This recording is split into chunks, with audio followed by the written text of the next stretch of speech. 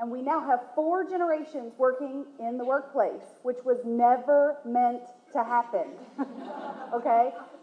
Because of the delay in retirement, now we do still have 70 and 80-year-olds in the workplace working with those 20-somethings. And the reason that we put people into their buckets is a concept called where were you when? They put us into a cohort together because typically, as a group, we have experienced something together that shapes our values. So, for example, the traditionalists who are in their 70s and 80s now, what was it that they lived through when they were young that shaped their view of the world? World War II and the Great Depression. So this generation became very grateful for anything they had, very committed, very loyal, and we see that today. We may have parents or grandparents who you do not look forward to going through their attic because they were so grateful to have everything, they kept it forever. So now we also have the baby boomers, of course, largest generation until its time, and this group realized if they worked harder, they could have more. And they went into a bit of a workaholic mode because they wanted to do better for their family. I've also heard a rumor, they have a bit of a competitive nature in general, and I've heard a rumor that when boomers were little kids, they only had trophies for first, second, and third.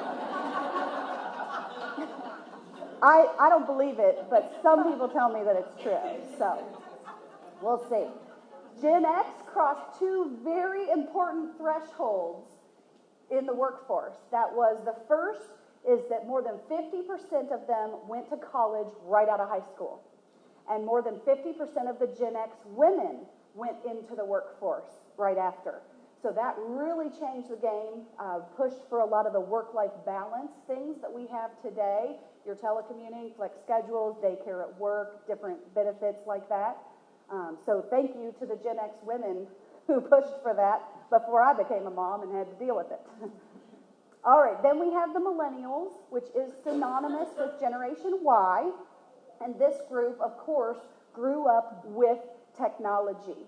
We were forced to change over time. We started with cassettes, quickly moved to CDs, then we got iPods, and then we went to digital streaming, and we were forced to change through those technological advancements.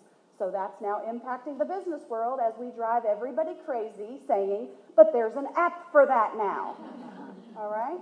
That's where a lot of that comes from. So I do want to just remind everybody here, no judgment, you can't put people in a bucket based on their birth year.